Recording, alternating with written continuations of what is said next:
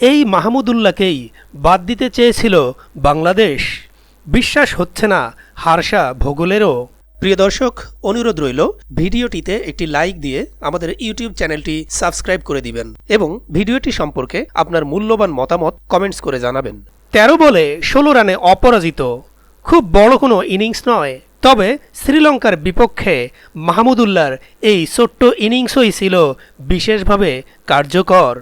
Run তাড়ায় শেষ দিকে পা পিছলে যাওয়া বাংলাদেশ দল যে শেষ পর্যন্ত ২ উইকেটের জয় নিয়ে মাঠ ছাড়তে পেরেছে, তাতে ৭ নম্বরে নামা অভিজ্ঞ এ ব্যাটসম্যানই শেষ দিকে হাল ধরার কাজটি করেছেন।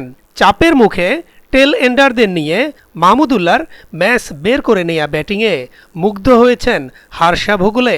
ভারতের এ ধারাভাষ্যকার বিস্ময় প্রকাশ করে বলেছেন, তার বিশ্বাস হচ্ছে না এমন ব্যাটিং সামর্থ্যের একজনকে বাংলাদেশ দল বাদ দেওয়ার চেষ্টা করেছিল। মাহমুদুল্লাহর পাশাপাশি তাওহিদ হৃদয়েরও প্রশংসা করেছেন ভোগলে। কথা বলেছেন লিটন দাসের রান করা নিয়েও। ডালাসের গ্র্যান্ড প্রেইরি স্টেডিয়ামে শ্রীলঙ্কার ১২৪ রান তাড়ায় বাংলাদেশের হয়ে সর্বোচ্চ রান করেন তাওহিদ হৃদয়। ওয়ানিন্দু হাসারাঙ্গাকে টানা ৩ বলে ৩ ছক্কা মারা হৃদয় ২০ বলে খেলেন ৪০ রানের ইনিংস। চতুর্থ উইকেটে লিটন দাসের সঙ্গে জুটিতে ৬৩ রান যোগ করেন তাওহিদ হৃদয়। ৩-এ নামা লিটন ৩৮ বলে করেন ৩৬ রান। রান খরার মধ্যে থাকা লিটন টি-২০-তে ৫ ইনিংস পর ৩০ ছাড়ানো ইনিংস খেললেন। হৃদয় ও লিটনের প্রশংসা করে সামাজিক যোগাযোগ মাধ্যম এক্সে ভোগলে লিখেছেন, তাওহিদ হৃদয়ের ব্যাপারে অনেক শুনেছি এবং সেসব মোটেও অতিরঞ্জিত নয়। তাকে দেখে বিশেষ খেলোয়াড় মনেই হয়, কিন্তু বাংলাদেশের জন্য লিটন দাসের ফর্মে ফেরা গুরুত্বপূর্ণ, কারণ আমি বিশ্বাস করি সাদা বলে সে তাদের সেরা ব্যাটসম্যান।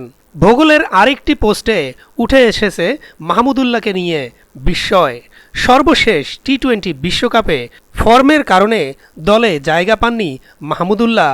৩৮ বছর বয়সী এই ব্যাটসম্যান গত বছরের ওয়ানডে বিশ্বকাপের আগেও দলে নিয়মিত ছিলেন না। তার আন্তর্জাতিক কেরিয়ার নিয়েছিল অনিশ্চয়তা।